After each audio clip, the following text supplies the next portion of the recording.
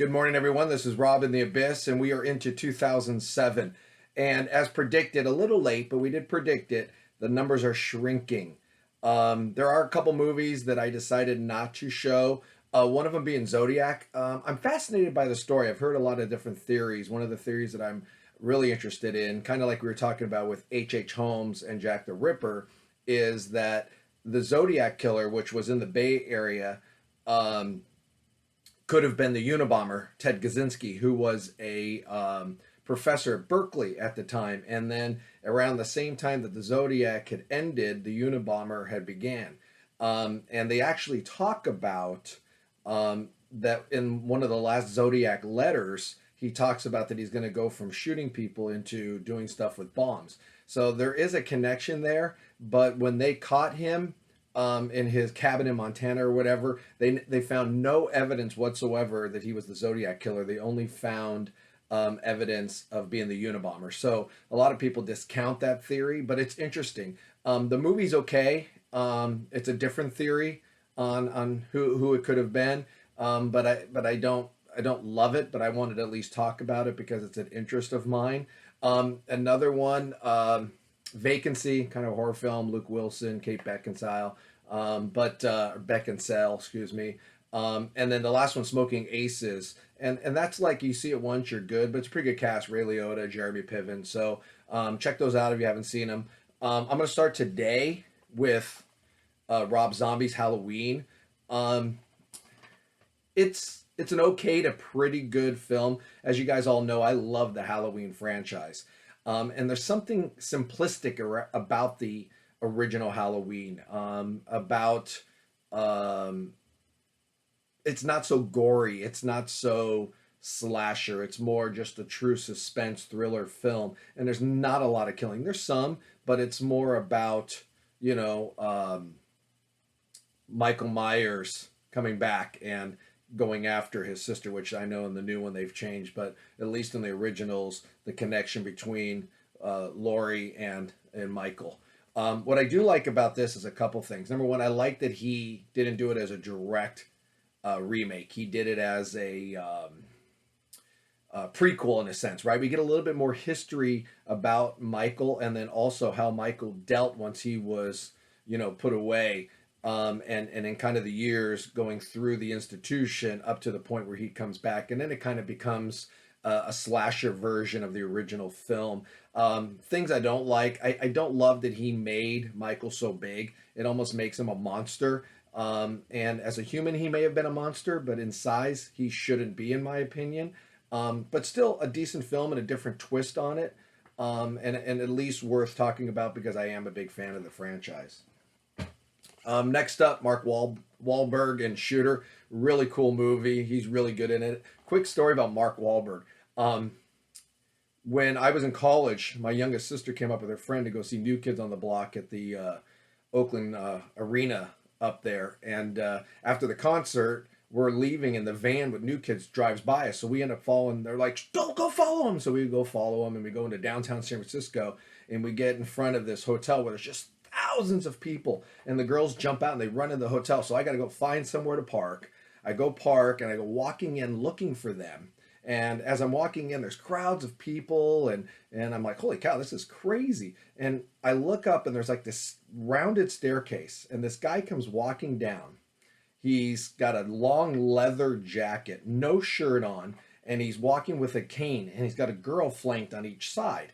And I'm like, who is this guy, right? And I'm just watching him. I'm just like, what the heck? We always talk as actors to observe.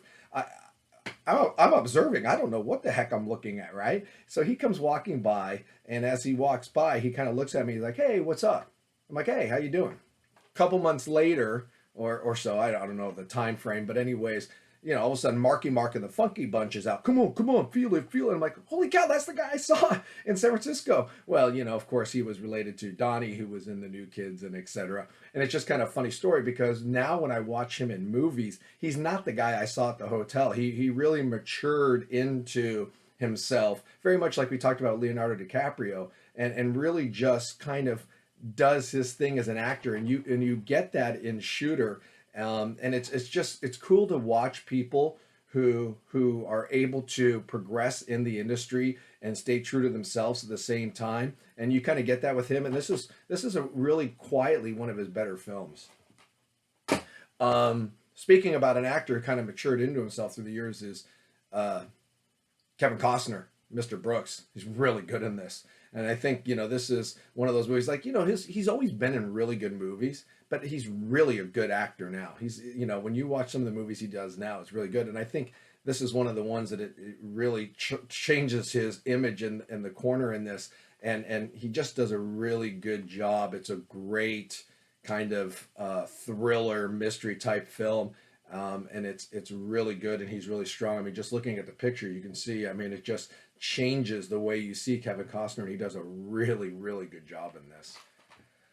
All right, so we'll go into some of the comedies for 2007. I'm going to start with Superbad. It's one of those good, fun humor movies with all the shenanigans. You're getting introduced to Emma Stone, Jonah Hill, etc. But for me, this movie is all about McLovin, and then of course the stuff with Seth Rogen and Bill Hader and the cop car and stuff. But McLovin is hilarious, does a great job. This is one of those ones that there's always parts you're going to giggle about, and if it's on TV, you'll stop and watch some of it. I don't know how much if you're going to watch the whole thing, but you'll definitely watch some of it. It's pretty damn funny, and like I said, they all do a good job, and it's a start of a career of a lot of these guys. So worth a look. Probably you guys have seen it, but had to point it out with my comedies, which segues me into another Seth Rogen and Jonah Hill film, and that's Knocked Up with Katherine Heigl, Leslie Mann, Paul Rudd, and then we get introduced to Ken Jeong, and he's the doctor in it, and he's really funny. And you kind of see a little bit of Mr. Chow in that, even though he's a doctor, which he was for real. Before he got into comedy and acting, etc. So, it's typical, right? You have an image and people cast you a certain way. And originally Ken Jeong was casted that way. And then he ends up kind of breaking out of that with Hangover and changing, etc. But you really get a first glimpse of him in this. I saw this movie in the theaters. I'm not a big fan of all these actors. I think Leslie Mann does a good job, and Paul Rudd's Paul Rudd, etc. But I think they're really funny in this. It's a really good story. It's got some really good moments in it. It's entertaining for sure, and definitely worth watching. And like I said, this is probably like Superbad. Most of you guys have seen it. Most people see the comedies. It's the dramas or the ones that are kind of under the radar that people don't realize are out there or end up watching or whatever. But I enjoy this one. I think it's really funny. My number one comedy, of course, for 2007 was Heartbreak Kid. You saw that in the video the other day with Amy, Malin Ackerman, Ben Stiller, Michelle Monaghan. They do a really good job. Ben Stiller's dad, Jerry Stiller, plays his dad in this, and he's funny as hell. I mean, he's really, really strong, and the banter between him and Ben Stiller is phenomenal. Ben Stiller's best friend who's married, his ringtone is the Wicked Witch song from Wizard of Oz when his wife calls. Funny, just little things of that. We're always talking in class about the little things, and those are the little things that in film create comedy or create entertainment, and thrown in there. And if you catch it, great. If you don't, you may catch it the second, third time seeing or whatever. But, I really enjoy this film. I watch it every time it's on. I don't know why. I just find it pretty funny. All right. Next comedy, Fred Claus, Vince Vaughn, brother of Paul Giamatti, who was Santa Claus, Kris Kringle, if you will. It's a really good, cute Christmas film. And they do a really good job with it. It's creative. It's a unique idea, living in the shadow of Santa Claus, that kind of thing. And there's a really, really funny scene when he goes to Siblings Anonymous, and you got Bill Clinton's brother and Stallone's brother, Frank, and you got Stephen Baldwin, Alec's brother, and you have all these real brothers who kind of feel inferior to their older brother, and he's, sitting there telling them that he's Santa Claus's brother, and they think he's making fun of it, but he's like, no, really, I am Santa Claus's brother. Stephen Baldwin gets offended and gets angered, and the therapist has to tell him that he's not Alec, and it's really well done. Once again, creative, funny, and it makes this film have some uniqueness to it. And everybody around him in the movie are really good and really strong, and like I said, it's a good fun comedy, but it's a great Christmas comedy. All right, so my number one for 2007, Russell Crowe and the legend Denzel Washington, American Gangster. This is one of those films that the more I see it, the more I enjoy it. Denzel being Denzel, I think Russell Crowe does a good job as the agent, tracking him down. But this is a true story, and Denzel is Denzel, but also makes you feel like you're watching the real guy, especially when you investigate it, right? And he just does a really good job of, on one hand, being this family guy, but on the other hand, he's running this, in a sense, mob world, and it makes for, like I said, a really, really good film. And you guys know me. I think Denzel's as good as they get, right? He lives in an honest world. He everything he does is Denzel-esque with, a little twist. We always use the example. Our job as actors is to be us working a new job. So if you changed your job, right? And you went from working whatever you do, right? You're a server at a restaurant, and all of a sudden you get hired as somebody who works in an office. You're still going to be you, but you're you differently because you have to act differently in different jobs depending on, if you do work in an office and you got to put on a shirt and a tie compared to if you work as a server and you wear the uniform that they give you. It's still you, and you have to adjust your personality to get a tip, let's say, in a serving situation. But working in an office, you may have to work a little bit differently from the standpoint of what the job asks for. And that's kind of what we do as actors. Is it's always going to be you, but you're working in your new job, and you have to adapt to that job to make it believable. And that's where a guy like Denzel does. And so he never gets tired. You never get tired of watching him because he's so authentic and real. And you'll always catch something new in his films that maybe you didn't see. And you get that in here. And Russell Crowe does a really good job, and it makes for a really good, enjoyable film. More of a drama, true story, like I said. But really, really a strong movie, and it made it easy. We have a lot of comedies in 2007, but I had to go with Denzel and American Gangster as number one. On the music side, I just brought out two. We have Rush, Snakes and Arrows. It was really good. We have Gamma Ray, Land of the Free Part 2. Land of the Free was number one at the year that it came out. I can't remember what year it was, maybe 95 or whatever. And several albums later, they did a part 2. It's really strong. I really enjoy it. I probably should have broke it out and showed you guys. But, I think most people are here to watch the films, and then the records are a little bit of a side thing if you get to that point. So I don't want to bore you with bands you've heard over and over and over and over and over again. I enjoy them, but, you guys get the point. Anyways, the first one I'll show you is Sonata Arctica, Unia, or Unia. I pronounce it Unia. This is one of those ones where I just heard a song, and I'm like, wow, I want to check them out and get the album. I really enjoy their sound, especially on this album. It's different. It's that hard rock power metal type sound, but different and unique, especially with the vocals and everything and the way they do things.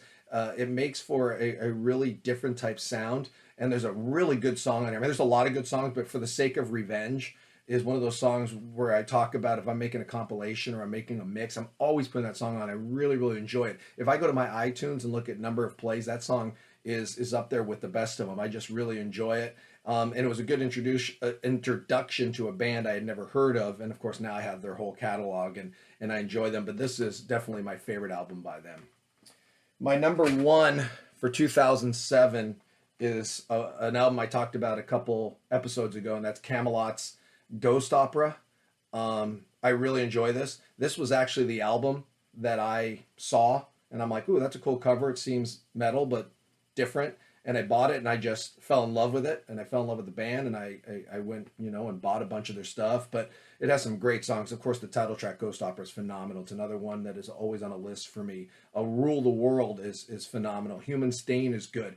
There's a song on here called Anthem, which is about the lead singer's a child being born, and it just has some personal stuff to it. There's a great song on here called "Love You to Death," and it's based on like Chinese folklore, um, or an old hymn from back in the day, and it's about this couple, this young teenage couple, and the girl gets terminally ill at 15, and she says to the boy, in 18 years, we will see each other again. And then fast forward those 18 years, she sees him and says, "Hey, I was your girlfriend from 18 years ago." It's a pretty cool story. Like I said, it's folklore, and it's part of their own story put into that. But I like that kind of stuff. I like reading about going, okay, this song has a little bit more deeper meaning than just straightforward what you get in the lyrics, which I think is pretty cool.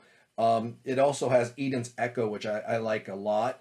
And then what was cool is, I forget how long apart, maybe 6 months, 9 months, a year, whatever, they released Ghost Opera Second Coming. And basically, this was the same album, but on CD2, you get some live stuff from this tour. And then also you get Season's End, which is a Japanese bonus track. You get Pendulous Fall, which was a bonus track, and you get a couple other different tracks and stuff like that. And so I ended up getting this version as well. And all the songs are great. I love when the bonus tracks are as good as the tracks. And I sit on the album and I sit there and wonder, how do they decide which ones they're going to leave off or use as a bonus track or whatever? And they go by whatever works and whatever flows to a record. And then, if they like what they have, they do something like The Second Coming, Ghost Opera The Second Coming, and just put them on there, and then people like me end up having both, which is fine. I love it. But anyways, that's my number one for 2007. I'll show you the original cover. Kamelot's Ghost Opera. And what's cool is if you look online, you can see the picture of the violinist that they got this picture from, and it's pretty cool to see how the artwork turned out from her picture. It's pretty cool. But anyways, that is it for 2007. And then on the film side, American Gangster. All right, so 2007 in the books. Moving forward, once again, the comments are coming across. I'm loving it. I think it's a lot of fun, and I'm seeing the videos expanding out to other people where they get to watch it and kind of go venture back through these years. And I have people telling me now they're trying to still catch up through the 70s, and that's what this is all about. Just make your list, keep building it, keep doing it, and keep watching movies. So I appreciate it. We'll see you tomorrow at 2008. Have a good day.